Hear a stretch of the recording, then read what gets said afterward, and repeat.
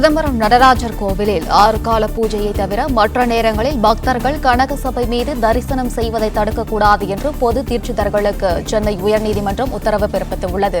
இதுகுறித்தான முழு விவரங்களுடன் இணைகிறார் செய்தியாளர் ஆனந்த். ஆனந்த், வணக்கம். விவரங்கள் என்ன ஆனந்த்? வணக்கம். சிதம்பரம் நடராஜர் கோவிலின் 6 கால பூஜை நேரத்தை தவிர மற்ற நேரங்களில் பக்தர்கள் கனகசபை மீது தரிசனம் செய்வது தடுக்கக்கூடாது என பொது தீட்சிதர்களுக்கு சென்னை உயர்நீதிமன்றம் உத்தரவிட்டிருக்கிறது.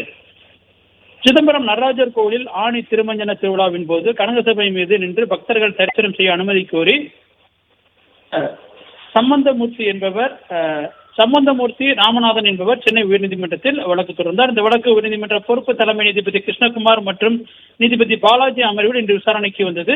அப்பொழுது பொது தீட்சிதர் தரப்பில் பதில் மனு தாக்கல் செய்யப்பட்டது. அதில் சிதம்பரம் நடராஜர் கோவிலில் கனகசபை மீது நின்று பக்தர்கள் தரிசனம் செய்ய எந்த தடையும் இல்லை எனவும் 6 கால பூஜை நேரத்தில் மட்டும் பக்தர்கள் கனகசபையில் அனுமதிக்கப்படுவதில்லை எனவும் தெரிவிக்கப்பட்டது. அறநிலையத்துறை தரப்பில் கனகசபை மீது நின்று தரிசனம் செய்ய அனுமதி மறுத்த அரசாணையை எதிர்த்து தாக்கல் செய்யப்பட்ட வழக்கில் எந்த தடை உத்தரவும் பிறப்பிக்கப்படவில்லை எனவும், அதனால் விழா காலங்களில் பக்தர்களை கனகசபையின் மீது ஏறி தரிசனம் செய்ய அனுமதிக்கப்படுவதில்லை என குற்றம் சாட்டப்பட்டது.